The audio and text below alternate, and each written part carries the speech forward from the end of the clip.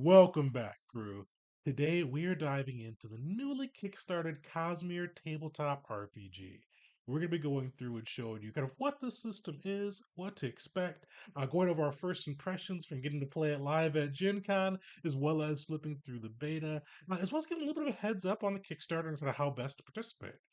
So let's dive right into it. So, for anybody that's not familiar with Cosmere, it is based off of the works of Brandon Sanderson, primarily his Stormlight series as well as the Mistborn series.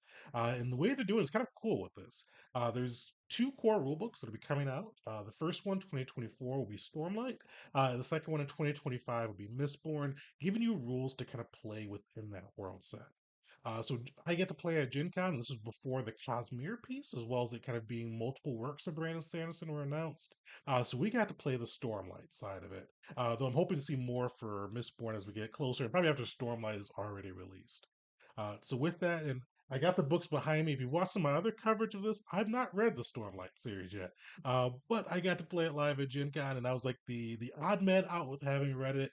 But the game master as well as the players just had a lot of crazy cool lore to share with it. So I decided to pick it up for myself, and hopefully I'll be able to have them all finished before the series comes out, so we kind of dive into a little bit more a greater background. Because what I'll say from the system as somebody that does not know the lore, it does seem like they've done a really good job of integrating the lore, and the lore seems very present, both from like the classes you can be, the items that you're given. Definitely, both the adventures seem like they reference the kind of events in the books pretty heavily. So it seems like they do a good job of that. Though hopefully we'll know a little bit more in the next few months. Yeah, let's dive into it. So we're gonna go through our first impressions of the system. Pretty new to the channel for both reviews and first impressions. I usually go through and pick my roses, things I liked for the system, thorns, things that may not have clicked for me, and buds, things that I'm excited to see in the future. And with this one getting to play at Gen Con, I think we got a good handle on how at least this beta version of the system handles, especially this is very early in their process. They just got their Kickstarter going, so I know there'll be some big changes coming up to it. And I'll be kind of curious to see what those are, and maybe some of our feedback will help on that side too. Yeah, let's dive into the things I liked first off. And the biggest thing I want to say, and this is a cool piece that the system brings to bear, is the fate die.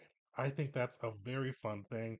If you've played any of the Power by the Apocalypse, Forge the Dark style games, this will seem familiar to you.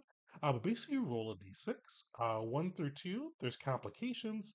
3 through 4, there's pretty much nothing happens. 5 through 6, there's an opportunity for the player.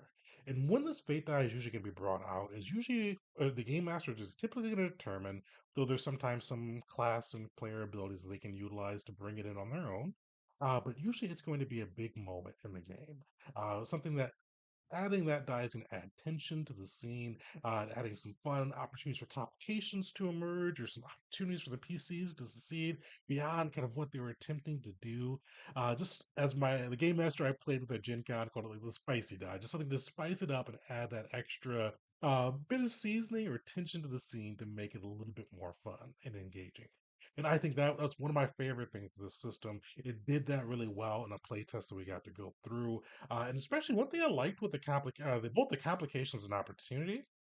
And this is very similar if you're used to the PBTA and Forge the Dark style games, is it gave both the game master and the player some narrative influence. So one of the options if you get an opportunity as a player is you can influence the narrative. Now, this is a conversation with your game master. You can't just go through and say you're fighting Superman and give him kryptonite, but it's something that you can go through to give kind of add something extra to the scene, help advance the plot forward, and hopefully put you and your party in a good position while doing so. The biggest piece is to advance the plot forward and make it more interesting for both the game master as well as the players too. So I like mechanics like that. I love being able to give some of the players some narrative control, and I like when it's built into the system like this too. So it's got some support for it.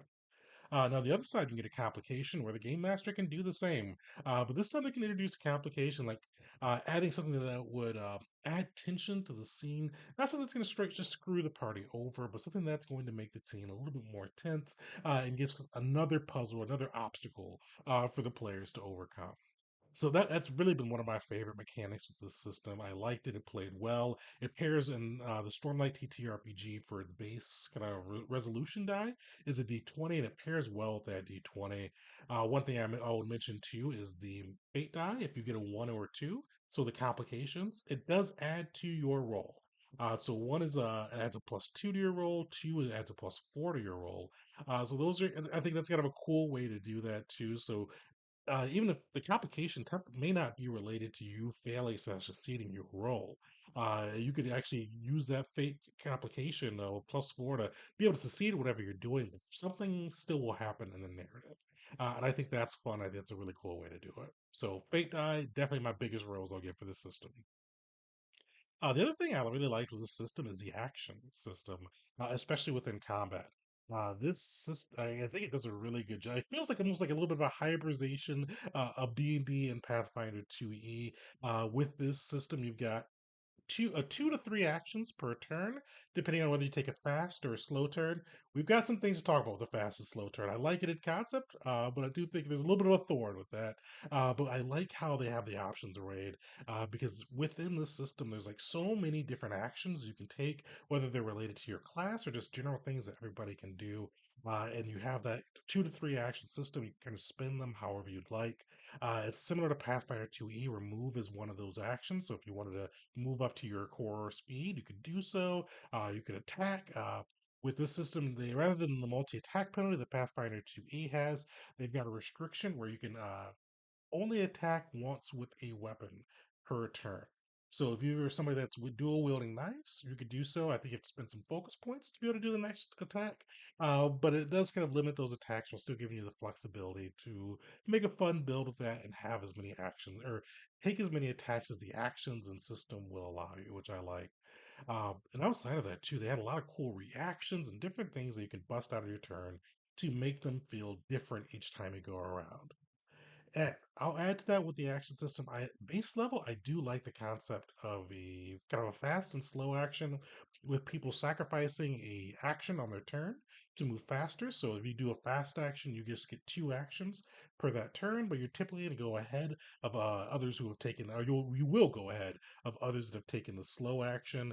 And when you do the slow action, so people are going to go ahead of you, but you're going to get three actions. So you can do a little bit more, especially if you got a big turn to set up. This will allow you a little bit more leeway to do so. So I really want to emphasize, I like those aspects. There is a thorn that we'll touch on as we get to that section, but I do like the actions. I do like the flexibility and kind of the strategicness that players can bring to bear with being able to choose how that rolls through. So with that too, another big rose, and we didn't get a chance to see this full in effect during the one shot, but I like the injury system. The entry system is kind of a unique one. So this is a D20 system. If you go down, so kind of similar to D&D in that aspect. If you go down to zero HPs, things start to happen. But that's where the similarities end. With this system, when you go down to zero HP, you're going to roll a D20 and kind of add any modifiers that would apply. If you already have previous injuries, you're going to take a -5 to the roll. If you've got armor that can deflect, you get to add your deflect to that roll and any other attributes that may apply. But the thing with this one is depending on how you roll, you're going to get an injury. And those can vary from permanent injuries to temporary injuries with time frames to straight up death. Nice thing with this one is the death, I think, is at -5 or six. I don't have it in front of me. So the death, you shouldn't be able to die your first time through. It's -6. So you shouldn't even be able to die your second time through. But if you go down three times and you roll poorly enough for your injuries to take you down to -6, you could be out of the game. So I like that, and I like that the injuries last. So these injuries are things that even if you get a temporary injury, usually it can be days to weeks before they are fully healed. So it's something that's going to be around for a little while. I like that as a concept too. 'Cause I know one of the big things that D&D and even sometimes occasionally even Pathfinder have been accused for is the yo-yo of people going up and down. And this adds some stakes to it because this isn't something that if you when you get that injury, a log rest isn't going to fix that. You're going to need multiple log rest, and if you go down multiple times in a fight, you get closer and closer to death each time you go down. So I really enjoy that. That's both a rose and a bud for me. A rose slipping through, bud to get to see how that played out at the table. So with that too, the last two big roses I'll give, just based on kind of what I've seen so far, actually three. One of them, we mentioned this before. It does share some kind of commonality with D&D, Pathfinder, kind of those space D20 systems, and especially with the property as big as this is. I truly want to give a huge rose for them. While they based it on some of those features, they truly have made this system their own. They're definitely taking some iterations, some changes, some design philosophy pieces like the fate die, how they had the action system to really differentiate from 5e. With a property like this, with how big it is, I could definitely see playing it safe. And I know the money people would want to play it safe and just kind of have it be like a 5e spinoff. But this feels like its own unique system. So major roles for them on that side. And this is still just the beta too, and I expect that to kind of feel more and more unique as they get closer and closer to be able to launch the system.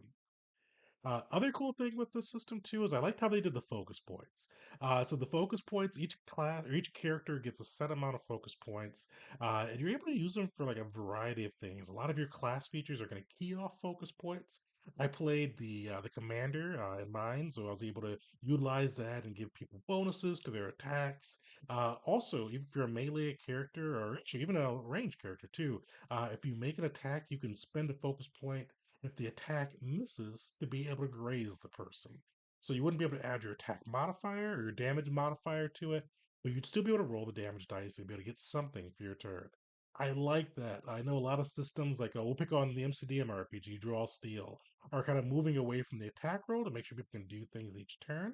And I think that's a great kind of honorable endeavor on that side. I do prefer systems like this where you have a resource that you can spend and say, hey, I missed that happens in combat, but I'm gonna burn this resources to still get something from it, still keep my character feeling heroic.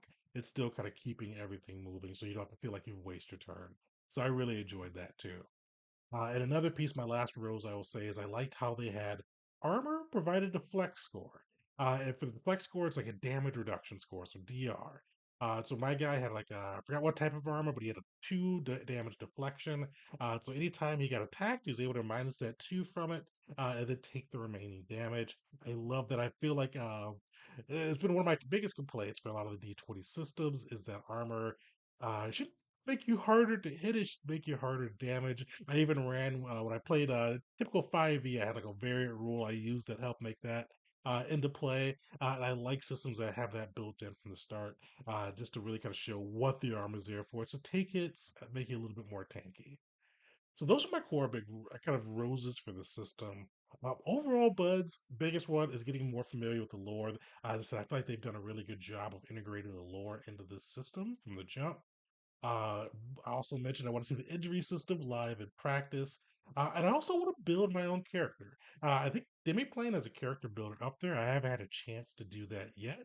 But when I do, I'll make that a video so you guys can see how that process goes as well.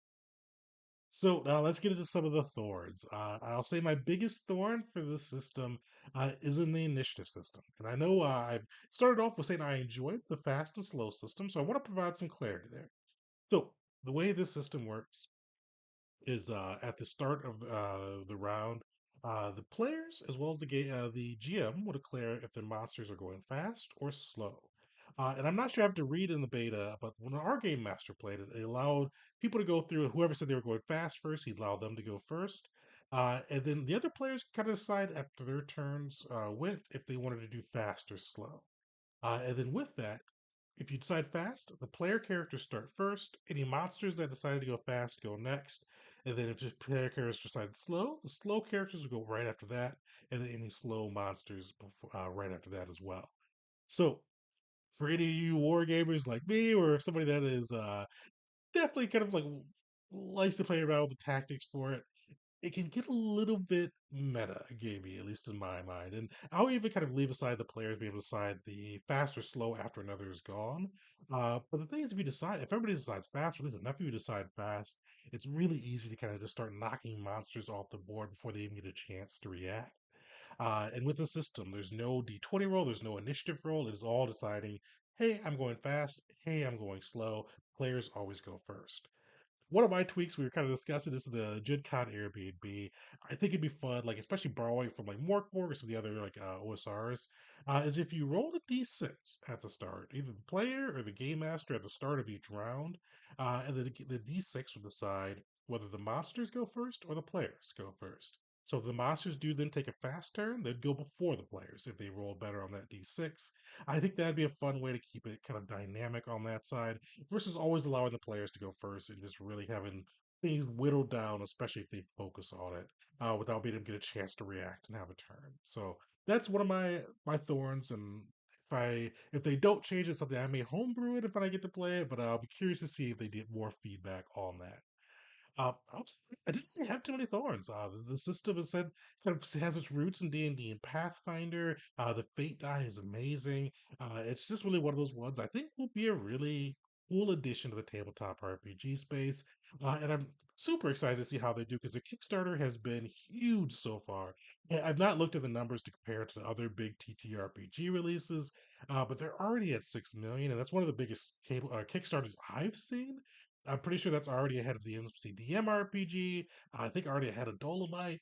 So that's a really huge release, and it's only in its first 3 days. I'm kind of curious to see where it will end up.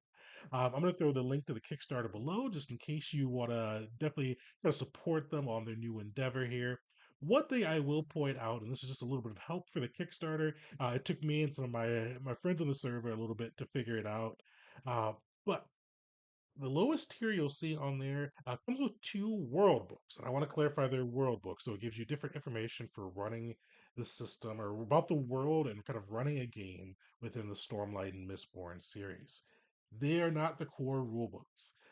There's only one, or well, not only one, but you have to go to a more expensive tier if you wanted to do the pledge tiers and get a core rule book included, which can get pretty pricey. This is definitely kind of on the higher end of TTRPG prices, at least from my perspective.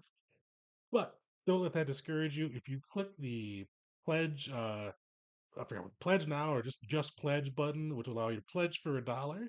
But the nice thing is it gets you in so you can go to the add-ons. Within the add-ons, you can go through and just add the core rulebooks if you'd like to. That's what I'm doing. I'm just doing the two core rulebooks, so you can kind of get a chance to see how those rules are played out. So that's just something I saw. It was a little confusing to me, and I know I think that was day one of the Kickstarter, so they may have even updated and changed that. So apologies if I'm out of date there. I thought I'd just kind of share that out just to make it easy for people too. But overall, like I am super happy to see this system come through. It has like kind of it feels like it'll be a fun system, very, very well tied to the properties that they are building off of. Brandon Sanderson, I've not read his works, but I have seen a lot of his TTRPG videos and lectures. So I know he's probably pretty hands on with this, and I think they're going to come out to an amazing product. So definitely check it out if you're interested, especially if you've read his works before and want to bring it to the table. And then definitely in the comments too, shout out something that you're interested in learning about the Cosmere TTRPG, or something that you've gotten a chance to find out from the beta, or even just some favorite aspects of the lore from the books. No spoilers that I should kind of keep in mind as I'm taking a look at this system as we go forward. But definitely, thanks for hanging out. If you are interested in kind of seeing more of this channel, each month we do a different game of the month for a different tabletop RPG. This month is the Fallout RPG. So stay tuned. There's going to be more content coverage on that, as well as a live actual playthrough Thursday, August 29th. But thanks for hanging out, everybody, and till next time.